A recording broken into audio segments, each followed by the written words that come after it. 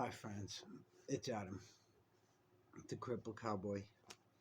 Um, Different kind of story today. I'm gonna mix these up randomly in my plethora of a library for videos, which is pretty cool to have, by the way. Um, it's different. It's related to MS, but what happened to me? I have the day the Earth stood still. I have the day the Earth changed. I have the day the Earth I thought stopped, but it didn't stop. Whatever.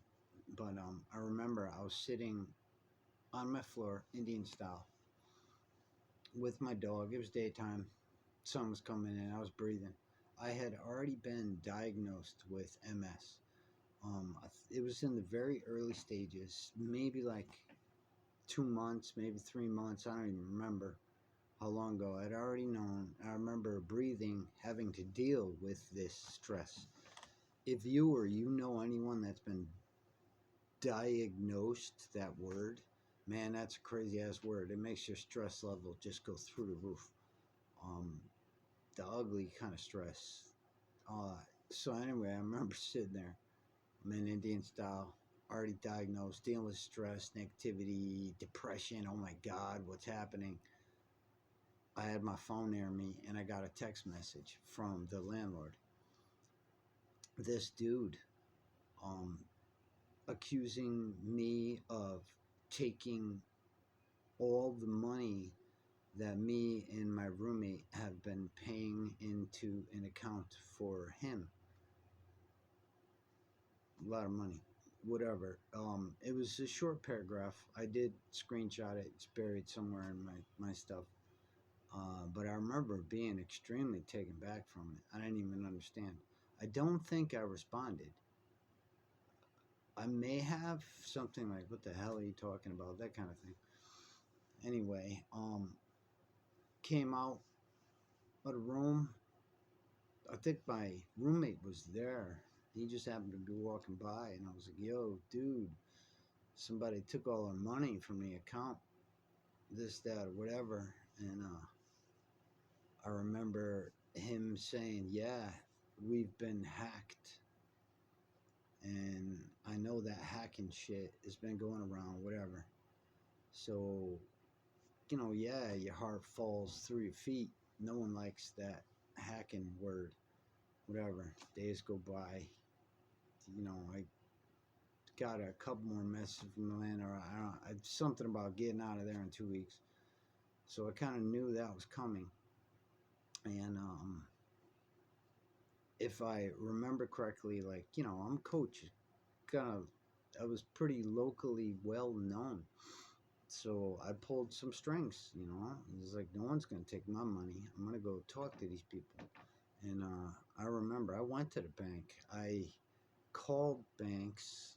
I talked to a best friend of mine who is, I think he was just a retired police chief. He might have been a police chief. I don't remember. But I asked him, like, what do I do? Where do I go? Who do I talk to? And I really got nowhere, to be honest with you. There was nothing I can really find out. The banks had said, hey, somebody that had access to the account closed it, whatever, whatever. Or not closed it, took the money, basically got nowhere. Told my roommate, he said, yeah, they were going to let us know in a little while. Cool deal. I don't know, some days go by, and then I heard a rumor from a bank friend of mine that had said, hey, if you were hacked, you would be let know a certain kind of way, and they would let all the people that are on the account, which I sort of was on the account. I think the account was under the landlord, but you could put money in it, and me and my roommate were just putting money in for like a year. And they were like, something's not right. And actually, my two of my police friends had said, something smells fishy, you should check it out. So I did, and I couldn't find out nothing, whatever. Some months go by. I had brought it up to my roommate. Some things went by with the landlord, whatever. time's going by. Homeboy needs rent. So rent comes up. And here's where I remember this was the day that my world changed. I had to, like, I don't know, it was a weird day. I had already made a decision that I was going to leave. I had been thinking about it for a while because I had a funny feeling about stuff. Especially this MS thing, like, yeah, this is gonna get bad. You gotta be in a good place. These are not good people you're around. You're not working for good people. You're not around good people. You're not doing anything good that's helping you right now. I don't know. That was like in the back of my head. And landlord calls up. I had some money on me, made some kind of arrangements. He pulls up, wants to pay the rent. I was out in the yard. I remember I forgot how much money. I had a lot of money on me, and he got out of the car, and I've been having problems with the holes in the driveway, and the place in utter disaster. Did a lot of work for the guy, but I happened to be standing in a crazy ass hole. I think this is what was his bad. I don't think he noticed, but I was standing in a big ass hole. Like, it had to be 6-7 inches deep, something like that. My feet are in there. Now, this is a driveway that I've shoveled every winter of all the times I've been living there. Learn that I actually didn't have to. You should look into that. I think that's not a tenant's responsibility to shovel a driveway. I think that falls on the hands of the landlord. Look into it. But he wanted money from me. I took the money. I was looking at the hole, and he was being irate, kind of being tough guy, because I'm usually extremely friendly upon first encounter, always. And I just remember I got this vibe that he was, like, I don't know, flexing his muscles or something. And I remember I had the money in my hand. I'm like, you know what, dude? I'm not giving you shit. I remember saying that. Sorry. I felt really bad, so I gave him 300. If I remember correctly, I gave him 300. But I remember that day, before he even got there, was when I decided that, you know what, don't pay no more for this. Don't give no more money. Don't talk to no one. Don't be friendly with anyone.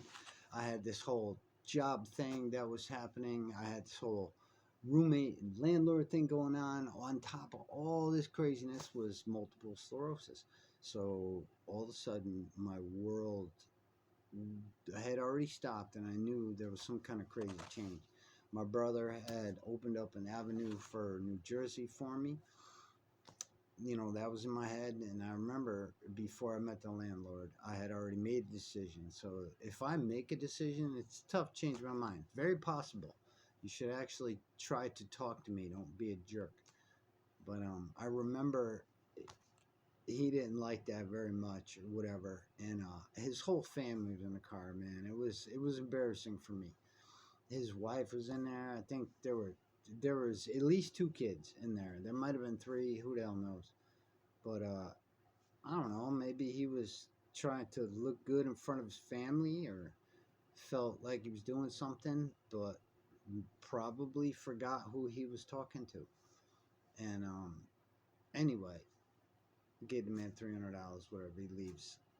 I went home, making up my mind. I solidified my plans for Jersey, and I made a decision for myself that 3 months I would be gone. I didn't listen to that 2 week thing. I was like, yeah, whatever. I ain't gonna leave in no 2 weeks. And that's when I decided that I was gonna leave in 3 months' time, and I was gonna go to New Jersey and disappear from my life, and that's pretty much what happened. And now I'm back, and I got to do something else. Who the hell knows what I'm going to do, but this is part of it. And that's actually just a little tiny part of the story.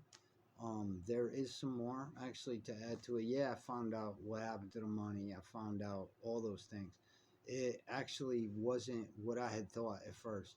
Yes, somebody took it and they used it and they lied about it, and that kind of stuff happens, man. People do things like that. What can you say? You know, I should have been talked to, and like every single case that I can think of. Now I'm no angel. Oh yeah, it could be difficult. Especially if you get me heated, then it could be real difficult. But I'm a fighter. All fighters are difficult when they're heated. Anyway, like I said, I'm going to share these stupid stories here and there. That was just the day my world changed. 3 months later, I was gone. Have a good day.